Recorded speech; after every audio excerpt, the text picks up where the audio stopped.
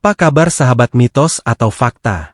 Para penghuni tanah Nusantara, maupun para penghuni jagat raya, dimanapun Anda berada. Sebelum menikmati dan melanjutkan tayangan ini, ada baiknya kita saling berbagi dengan subscribe channel ini. Komen di bawah untuk meninggalkan opini. Dan jangan lupa nyalakan notifikasi, karena akan ada video baru menanti. Kerajaan Kanjuruhan, awal sebuah peradaban. Pada abad ke-8 Masehi, di dataran subur yang kini dikenal sebagai Malang, Jawa Timur, berdirilah sebuah kerajaan yang kelak menjadi salah satu peradaban besar di Nusantara, Kerajaan Kanjuruhan. Wilayah ini, yang dikelilingi oleh pegunungan dan sungai yang mengalir jernih, menjadi pusat kehidupan bagi masyarakat yang menggantungkan hidup pada pertanian dan perikanan.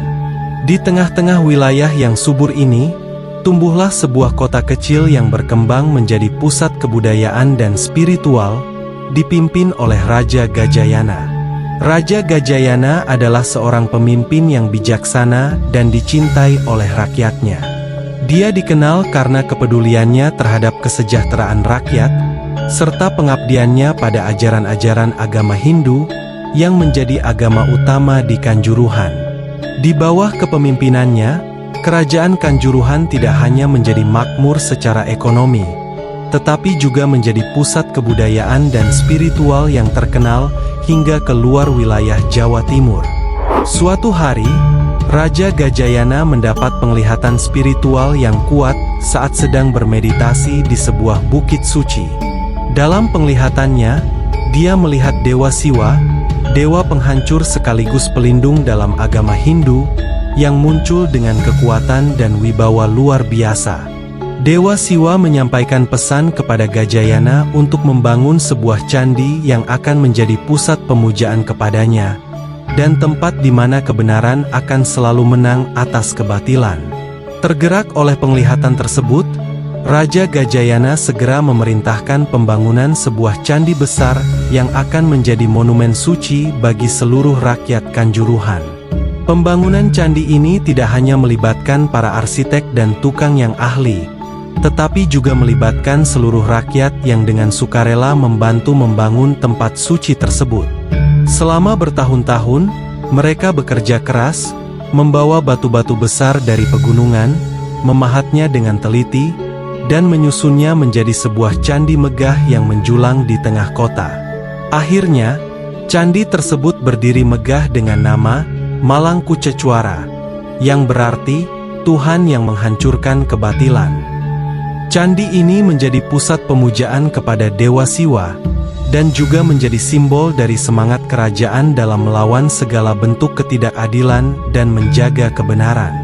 Setiap hari, rakyat Kanjuruhan datang ke candi ini untuk berdoa, memberikan sesajen, dan memohon perlindungan serta petunjuk dari Dewa Siwa. Seiring berjalannya waktu, wilayah di sekitar candi ini menjadi semakin penting, tidak hanya sebagai pusat spiritual, tetapi juga sebagai pusat pemerintahan dan aktivitas sosial. Di sini, Raja Gajayana sering mengadakan pertemuan dengan para menteri dan pemuka masyarakat, membahas berbagai kebijakan yang akan diterapkan di kerajaan. Pasar-pasar mulai bermunculan di sekitar candi, di mana pedagang dari berbagai daerah datang untuk menjual barang dagangan mereka, mulai dari hasil pertanian, tekstil, hingga perhiasan. Nama Malang Kucecuara perlahan-lahan menjadi lebih dikenal oleh masyarakat luas, dan wilayah di sekitar candi mulai dikenal dengan nama Malang. Nama ini tidak hanya mengingatkan orang akan candi megah yang berdiri di tengah kota, tetapi juga pada semangat yang ditanamkan oleh Raja Gajayana, semangat untuk selalu berdiri di pihak kebenaran dan melawan segala bentuk ketidakadilan. Di bawah kepemimpinan Raja Gajayana, Kerajaan Kanjuruhan mencapai puncak kejayaannya. Wilayahnya meluas, dan pengaruhnya terasa hingga ke kerajaan-kerajaan tetangga. Malang, yang dulunya hanya sebuah wilayah kecil di tengah hutan, kini telah berubah menjadi pusat peradaban yang makmur dan dihormati. Penduduknya hidup dalam kedamaian, dilindungi oleh kekuatan spiritual yang mereka yakini emanasi dari Candi Malangkucecwara. Namun, seperti halnya semua peradaban besar, kejayaan Kanjuruhan pun tidak berlangsung selamanya. Seiring dengan berjalannya waktu, kerajaan-kerajaan baru muncul dan persaingan untuk kekuasaan semakin memanas. Kerajaan Singasari, kemunculan kekuasaan baru. Beberapa abad setelah masa kejayaan Kerajaan Kanjuruhan, sekitar abad ke-13, wilayah Malang yang dulunya makmur kini berada dalam bayang-bayang kerajaan-kerajaan yang lebih besar. Masa itu adalah masa pergolakan, di mana kekuasaan sering berpindah tangan, dan perebutan tahta menjadi hal yang umum. Namun, di antara kekacauan itu, lahir seorang tokoh yang kelak mengubah nasib wilayah ini secara drastis, Ken Arok. Ken Arok lahir dari latar belakang yang sederhana, tanpa garis keturunan kerajaan yang jelas. Ada berbagai versi tentang asal-usulnya, namun yang pasti, Ken Arok adalah seorang yang memiliki kecerdasan dan ambisi besar. Kisah hidupnya penuh dengan lika-liku, dari seorang bandit yang sering melawan penguasa, hingga menjadi seorang pemimpin yang dihormati.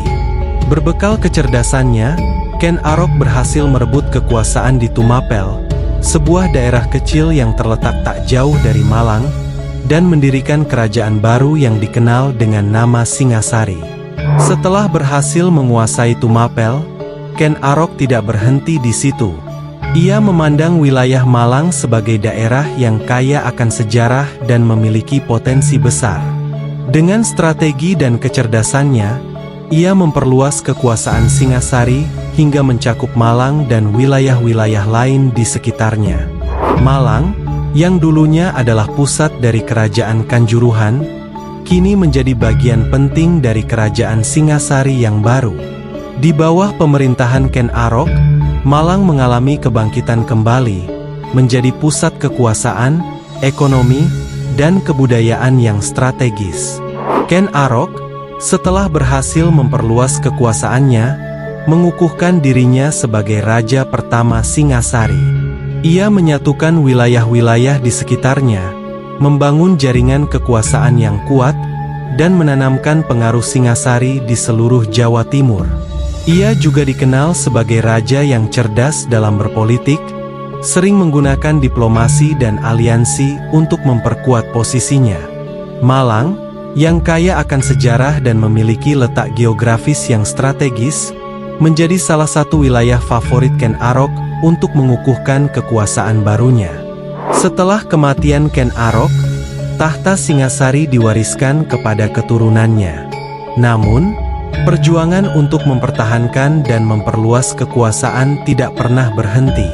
Penerus Ken Arok, termasuk putranya Anusapati, melanjutkan upaya untuk memperkuat kerajaan dan mempertahankan wilayah-wilayah penting seperti Malang. Meskipun terjadi berbagai intrik dan perebutan kekuasaan di dalam istana, Singasari tetap tumbuh menjadi kerajaan yang kuat dan berpengaruh di masa pemerintahan Anusapati. Beralih ke masa pemerintahan Raja Kertanegara, Singasari mencapai puncak kejayaannya. Kertanegara dikenal sebagai raja yang ambisius dan visioner. Ia melihat bahwa untuk menjaga kelangsungan kekuasaan Singasari, kerajaan ini harus memperluas pengaruhnya ke luar Jawa.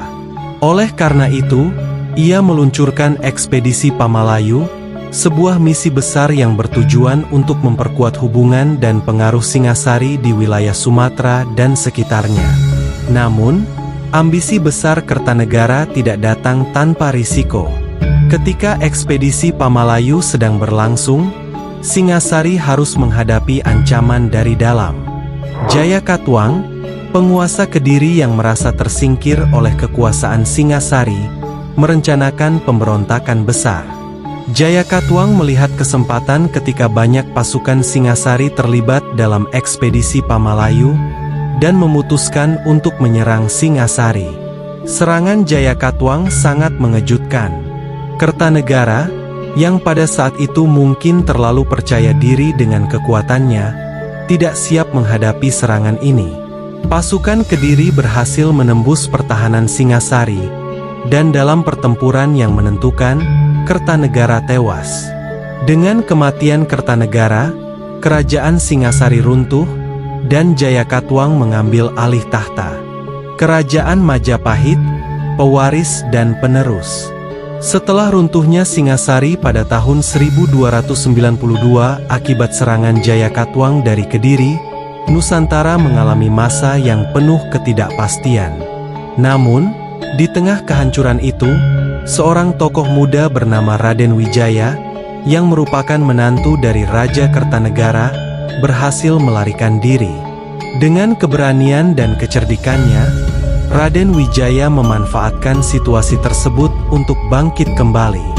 Ia menyusun rencana untuk mendirikan sebuah kerajaan baru, Majapahit, yang kelak akan menjadi salah satu kerajaan terbesar dalam sejarah Nusantara.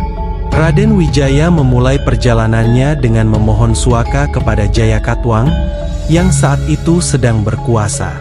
Namun, dalam hatinya, Raden Wijaya merencanakan untuk merebut kembali kekuasaan yang hilang. Melalui sebuah strategi yang cerdik, ia berpura-pura tunduk kepada Jayakatwang dan diberi wilayah di Tarik, sebuah kawasan hutan belantara yang kemudian ia bersihkan dan jadikan tempat bertahan. Dengan bantuan dari tentara Mongol yang saat itu datang untuk menuntut balas atas penghinaan terhadap utusan mereka oleh Kertanegara, Raden Wijaya berhasil menjebak dan mengalahkan Jayakatwang. Setelah itu, ia membalikkan keadaan dengan menyerang pasukan Mongol, memaksa mereka kembali ke negerinya. Pada tahun 1293, Raden Wijaya mendirikan kerajaan Majapahit di Trowulan. Dengan wilayah kekuasaan yang luas dan potensi yang besar, Majapahit segera tumbuh menjadi kekuatan besar di Nusantara. Raden Wijaya, yang kini dikenal sebagai Raja pertama Majapahit dengan gelar Kertarajasa Jayawardhana, meletakkan dasar-dasar kerajaan yang kokoh, menggabungkan sisa-sisa kekuatan Singasari dengan strategi baru yang lebih agresif dan cerdas. Majapahit tumbuh dengan cepat, baik secara politik, ekonomi, maupun budaya. Di bawah pemerintahan para penerus Raden Wijaya, seperti Jayanegara, Tribhuwana Tunggadewi, dan Hayam Wuruk, Majapahit berkembang menjadi kerajaan yang menguasai sebagian besar wilayah Nusantara, termasuk Sumatera, Kalimantan, Sulawesi, hingga Papua dan sebagian wilayah Asia Tenggara lainnya.